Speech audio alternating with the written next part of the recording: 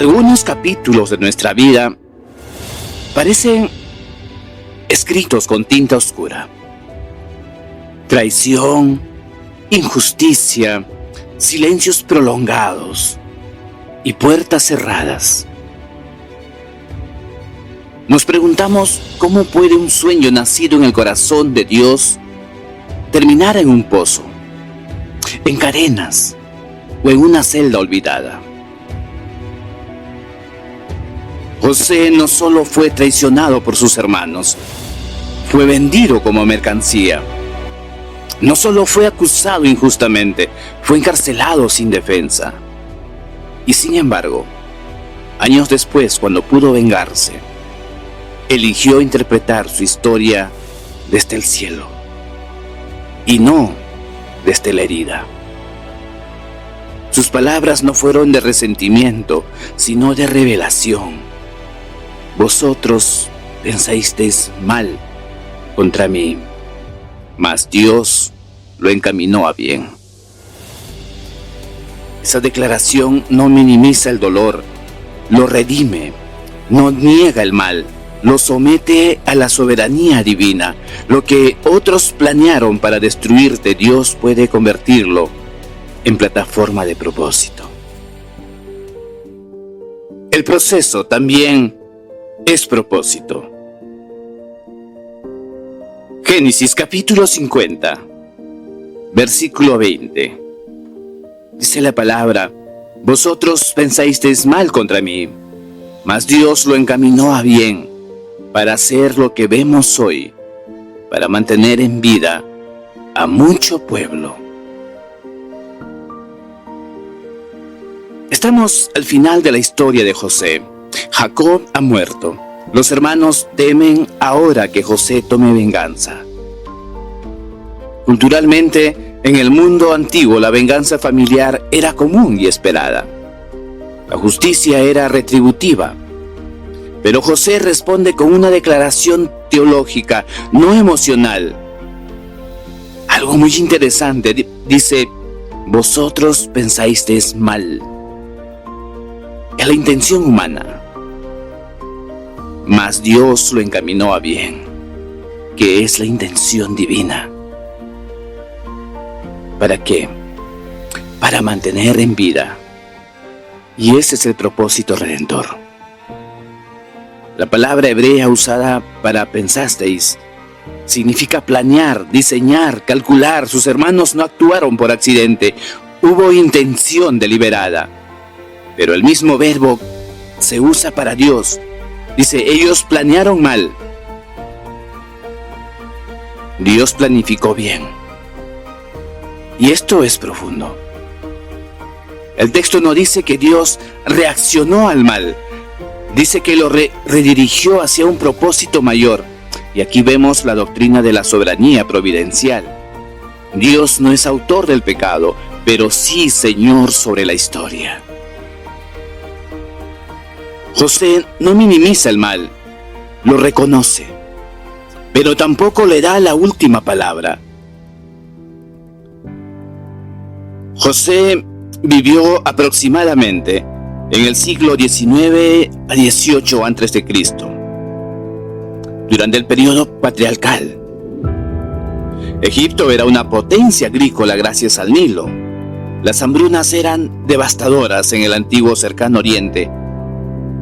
Y Dios reveló a Faraón por medio de José que vendrían 7 años de abundancia y 7 de escasez. El almacenamiento estratégico de grano salvó no solo a Egipto, sino a pueblos vecinos, incluyendo la familia del pacto.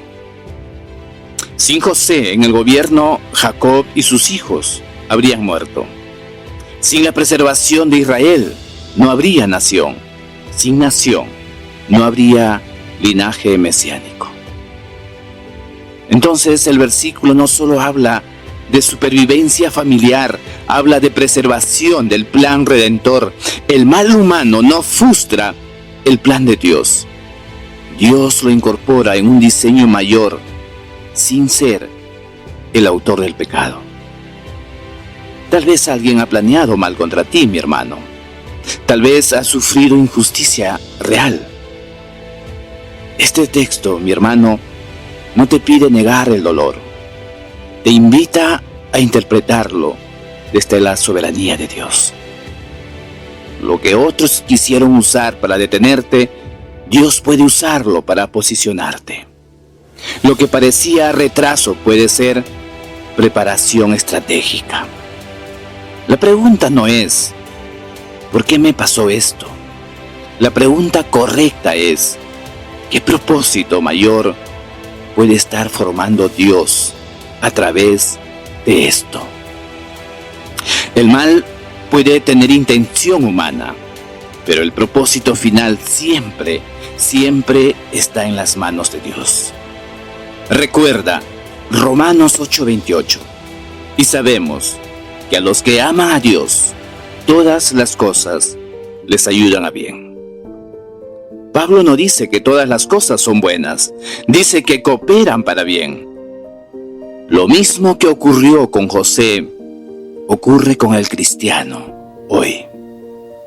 Dios, amados hermanos, no desperdicia procesos. Mi hermano, mi amigo, no permitas que la herida interprete tu historia.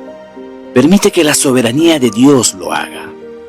Perdonar no significa que lo que pasó fue correcto, significa que confías en que Dios es mejor juez que tú. Si estás en proceso, no te apresures a salir antes de que Dios termine de formar lo que quiere formar en ti. Permanece fiel donde estás. Dios sabe dónde te está llevando. La pregunta para reflexionar: ¿estoy confiando en el propósito de Dios o solo en mis circunstancias visibles? José no entendió el proceso cuando estaba en el pozo. No comprendió el propósito cuando estaba en la prisión, pero al final pudo mirar atrás y reconocer la mano invisible que nunca dejó de sostenerlo. El texto no dice que Dios evitó el mal, dice que lo encaminó.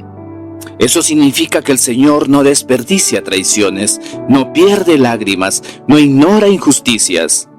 El proceso fue doloroso, pero fue formativo. El encierro no fue el final, fue la escuela. El rechazo no fue abandono, fue preparación. Y entonces José expresa algo que trasciende su propia historia y va a decir: para mantener en vida a mucho pueblo. En su contexto, Dios lo levantó para preservar vidas físicas en medio del hambre, pero esa historia anuncia un patrón más grande. Siglos después, Dios enviaría a otro hijo amado, también rechazado por sus hermanos, también entregado injustamente, también levantado después del sufrimiento. José preservó del hambre temporal. Cristo vino a salvar de la muerte eterna. Lo que en Egipto fue provisión de pan, en el Evangelio es provisión de vida eterna. Dios, amados hermanos, no solo preserva cuerpos, Él redime almas.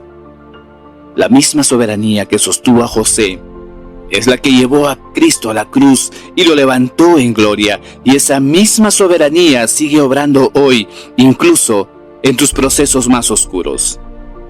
Si estás atravesando una temporada difícil, persevera.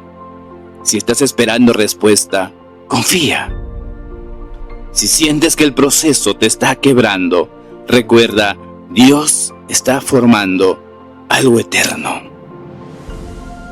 Y si aún no conoces al Salvador, recuerda, mi amigo, el mismo Dios que convirtió traición en propósito, sigue ofreciendo vida hoy. La palabra que debe quedarse grabada en tu espíritu es: persevera. Persevera, porque el proceso también es propósito. Y el propósito final de Dios siempre apunta a vida. La palabra para el camino está en Hebreos en el capítulo 10, en el verso 36, en la versión Nueva Traducción Viviente.